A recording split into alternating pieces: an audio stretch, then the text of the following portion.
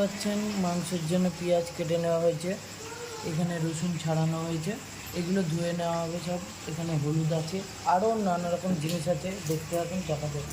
এখানটায় মা রসুন আদাগুলো বেটে নেবে, যেগুলো আগের থেকে ছাড়ানো ছিল।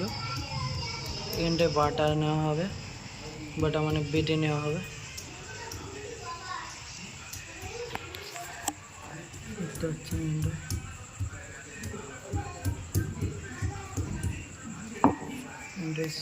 সিলে বাটা হচ্ছে, আমাদের মিক্সচার মেশিনটা খারাপ হয়ে গেছে সেই কারণে।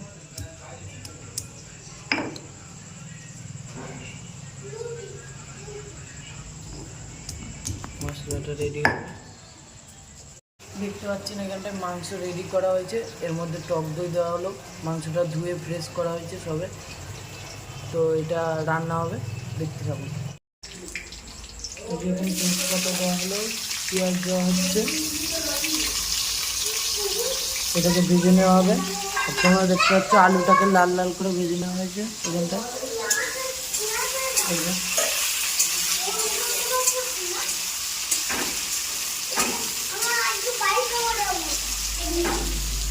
এখানে ভাত হচ্ছে,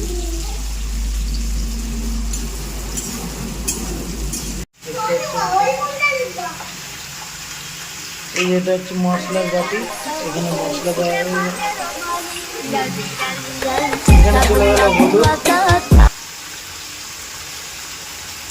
2 চা চামচ হলুদ গেল এখানে।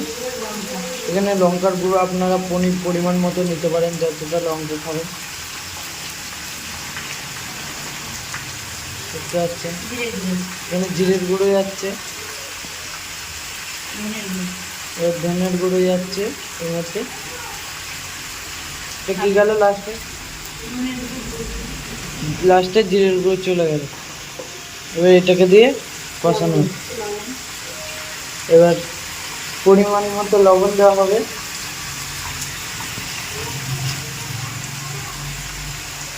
দেখতে পাচ্ছেন এখানে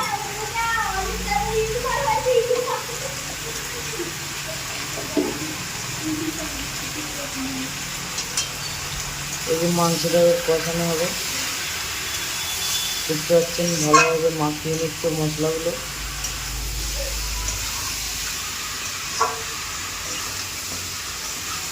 এরকমভাবে করলে মাংসটা অনেক সুন্দর হয়, আপনারা ট্রাই করতে পারেন।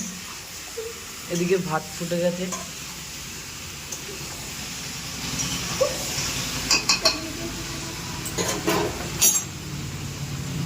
এটা এবার এখানটা একটু তেল কম হয়ে গেছে, তাই একটু তেল দেওয়া হবে।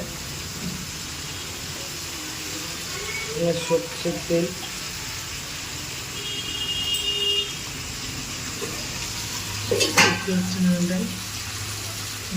এর মধ্যে চলে গেল আলু, চলে গেল।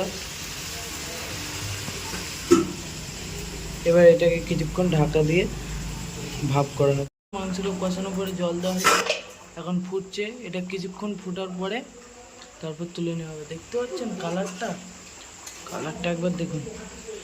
এখানে কারেন্ট নেই, সেই কারণে লাইটের কারণে অত বোঝা যাচ্ছে না, তাও